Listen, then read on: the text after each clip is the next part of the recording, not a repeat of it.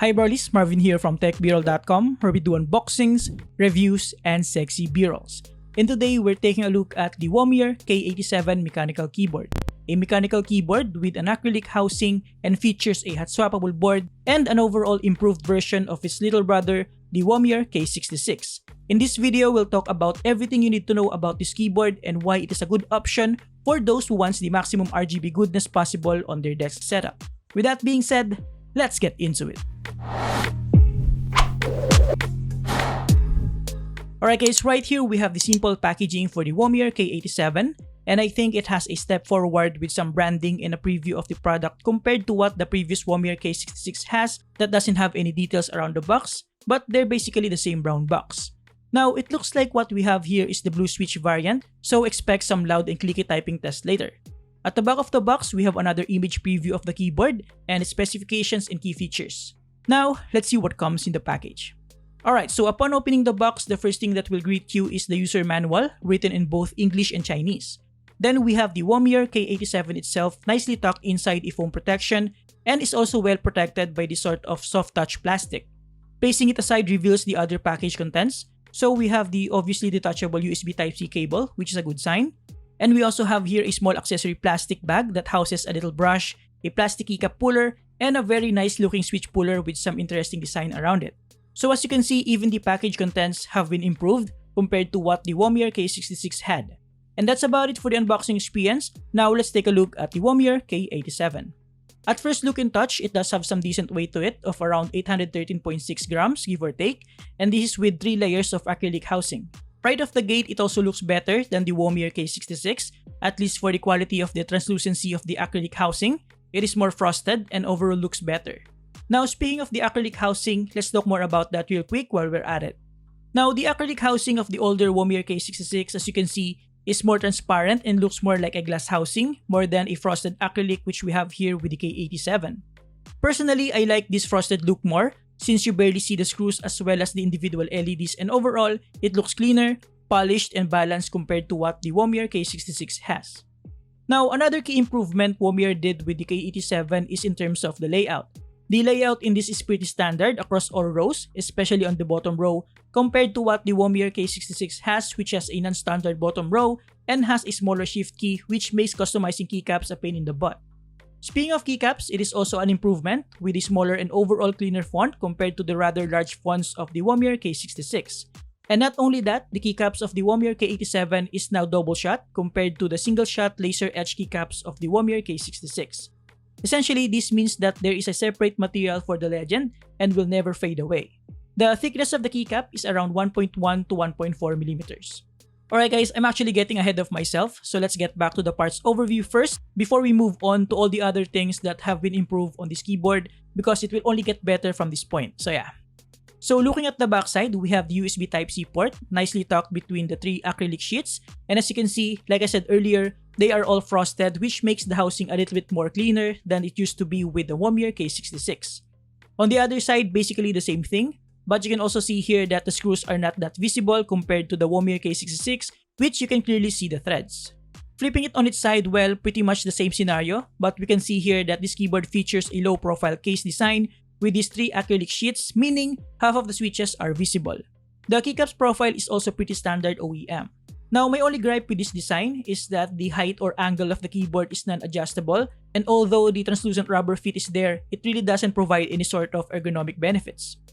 Lastly, flipping this keyboard at the bottom, we have 4 small rubber feet, 11 screws that hold the 3 acrylic sheets together, and the overall build quality and the rigidity of this keyboard is pretty decent without much flex, but of course, it goes without saying that you shouldn't try to flex this at all considering how it is structured, but yeah, it feels durable enough for day-to-day use. Overall, in terms of design and construction, I appreciate all the improvements made on this one compared to the Womier K66, and like I said, my only issue in terms of the design is the lack of ergonomic adjustment options. I also appreciate that we have an included brush cleaner, a keycap puller, and a switch puller. Speaking of switch, let's talk about that. The Womier K87 is available in a variety of Gateron switches, which includes black, blue, brown, red, and yellow, and what we have here today is the Gateron blue variant. Now, for those of you who are not yet familiar, there are basically 3 most common types of switches: linear, which is quiet; tactile, which does have a tactile bump; and clicky, which is loud, clicky and in most cases also has a tactile bump. So in this case, our Gattern Blue switch is clicky and it has the sharp high-pitched click to it that some people may like and some may don't. And at the end of the day, like I always say, it will just boil down to your personal preference. Now, like any other Gattern switch, the Gattern Blue, aside from being clicky, is also relatively smooth, but not as smooth as the linear versions. A blue switch or any other clicky switch is good for typing, and in some cases also good for gaming, but it's most beneficial for typing as you'll definitely feel every keystroke. The downside is, of course, it is quite obnoxious and loud, especially if you're working on a workspace sharing environment. Now, another key improvement of the K87 over the K66, at least for the version that I've reviewed before, is the board itself. Unlike the Womier K66, which has the switch soldered into the board, the Womier K87 features a universal hot-swappable board which makes this keyboard highly versatile and customizable. Essentially, you can pretty much use any Cherry MX style switches on this, like Kale, Gateron, and of course, Cherry MX switches. This is good for longevity since you can easily swap switches depending on your preference, and of course for maintenance as well in case some of the switches get faulty at some point. Now, in terms of the stabilizers, they come with pre-applied lubricant and are generally not bad, but not the best as well, with some noticeable rattle on the spacebar and the modifiers, but if you're not that sensitive for that, then they should be just fine. In any case, you can easily swap the stabilizers for a better one. Now, here's a quick typing test so that you can have an idea of how the Gattern Blue switch sound on the Womier K87.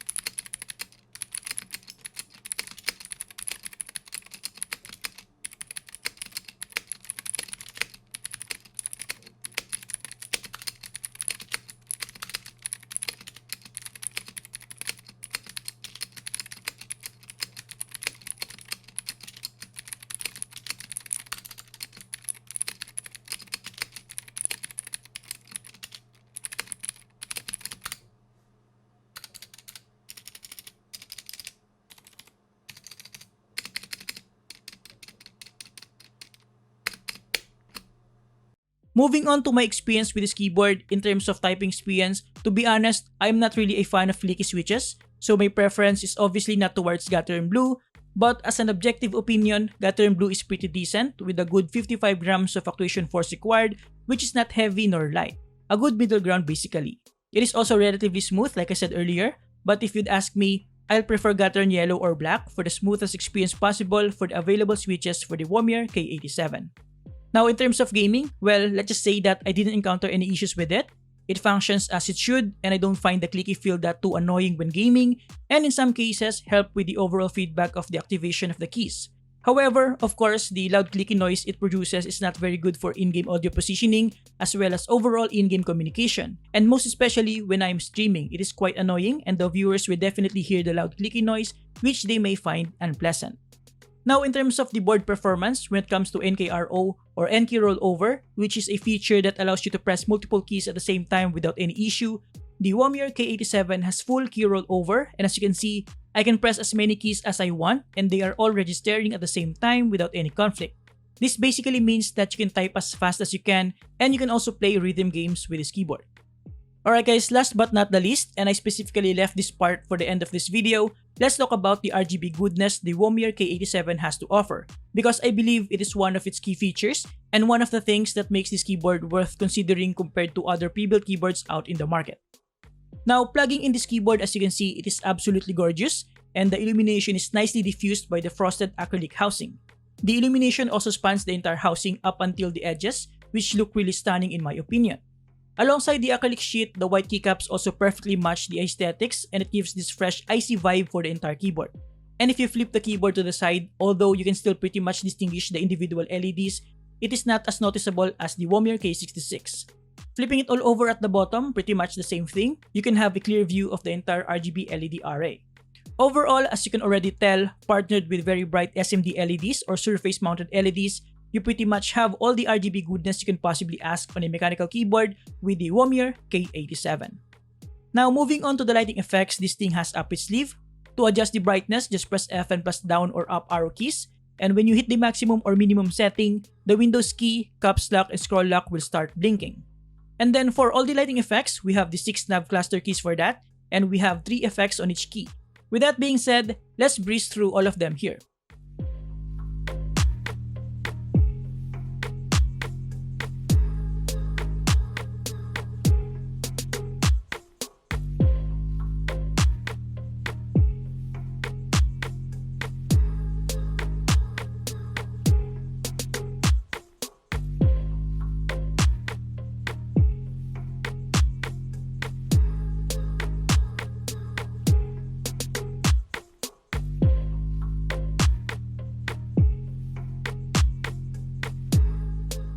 Now to adjust the speed of the animation, just press Fn plus minus and the plus sign.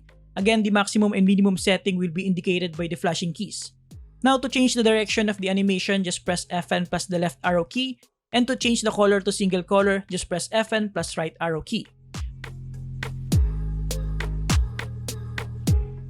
Now to change the color of the side LED illumination, just press Fn plus left control. And lastly, to turn off the LED illumination for the alphanumeric keys, just press Fn plus scroll lock. Now let me just turn off all the lights so that you can appreciate how bright the LED illumination on this keyboard. So as you can tell, the illumination is very bright, vivid, and the color transition is pretty smooth as well since this keyboard is a true RGB keyboard, which means all the SMD LEDs are capable of producing the complete 16.8 million colors. Alright guys, so to conclude, the Womier K87 has all the features I was looking for when I first took a look at the Womier K66. It now has an improved design and construction that makes the keyboard much more appealing with better frosted acrylic sheets and an ANSI standard layout. It also has an improved keycaps and font face, and now features a highly customizable and versatile universal hot-swappable board. The overall aesthetics have been improved and makes this certainly one of the best looking keyboards when it comes to RGB illumination, and also a very unique one since I think this is still one of the few pre-built keyboards that are made mostly out of acrylic sheets. Most of them are custom builds. And there you have it guys, thank you for watching. As usual, huge thanks to Banggood.com for sending this in and for their continued support to this channel. You can get this from the link below and you can also use my code for an extra discount. Next up is the Keymove SnowFox61, so make sure to subscribe so you won't miss out. Thank you for watching, have a great day guys, you're awesome!